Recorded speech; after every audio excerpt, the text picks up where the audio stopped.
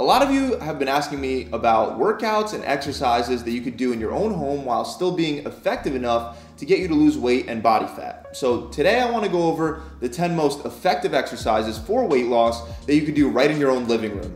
The exercises that I go over today require no equipment, and the reason why they're more effective than others is because they're going to work multiple joints and multiple muscle groups at the same time.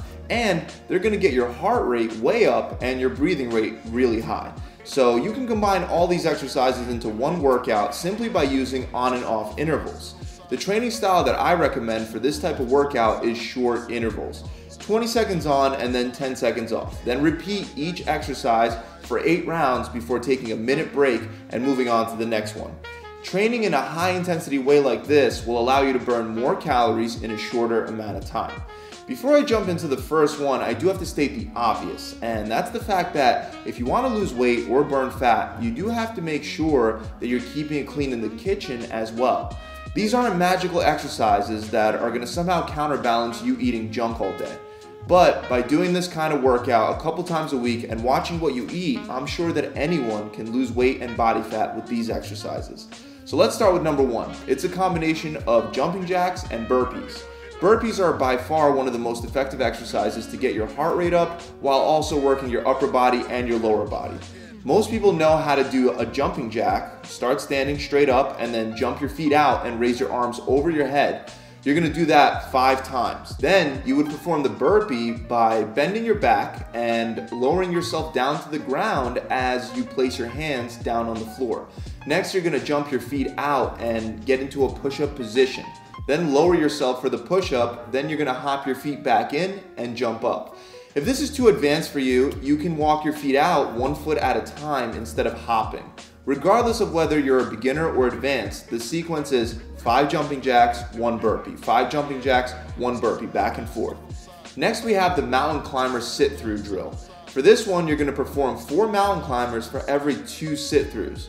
Most people know how to do mountain climbers just like jumping jacks. These are the same mountain climbers that you've probably done in gym class. Every time that you hop one of your knees up to your chest, it counts as 1.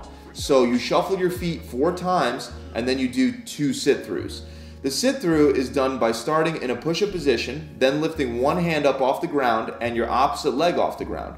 Bring your hand up to your head and kick your opposite leg through as you turn your hips and your body enough for your butt to barely tap the ground.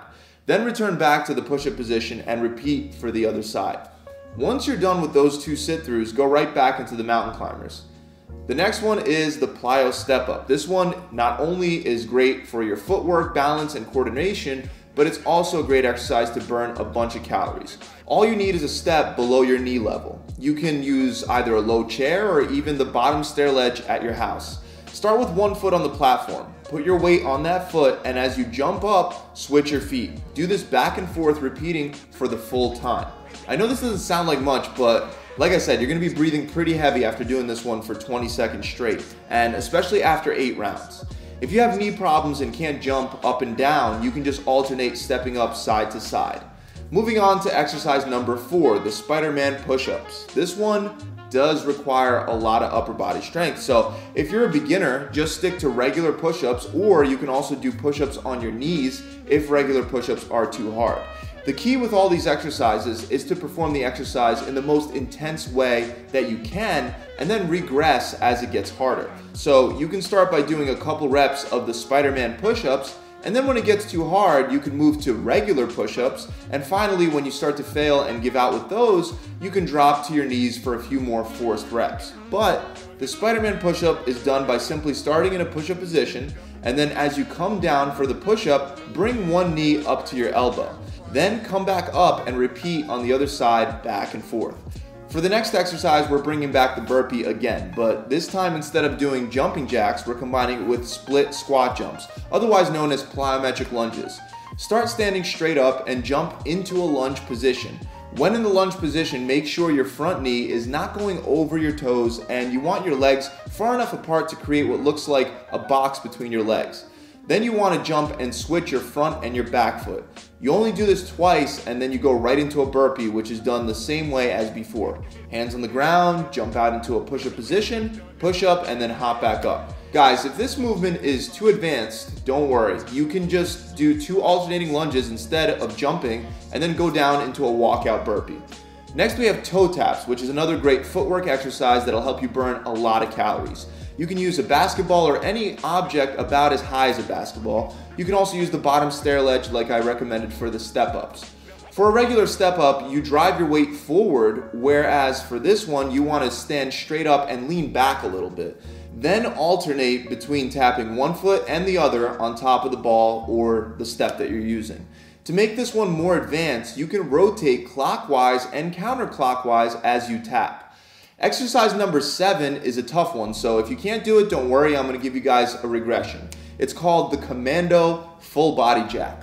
Once again, you're going to start in a push-up position, then you're going to lower yourself down to one elbow and then the other, then alternate and come back up on one hand and the other one, and return to that push-up position. Then finally, from the push-up position, jump your feet and your hands out wide like you're doing a horizontal jumping jack, and then jump them back in.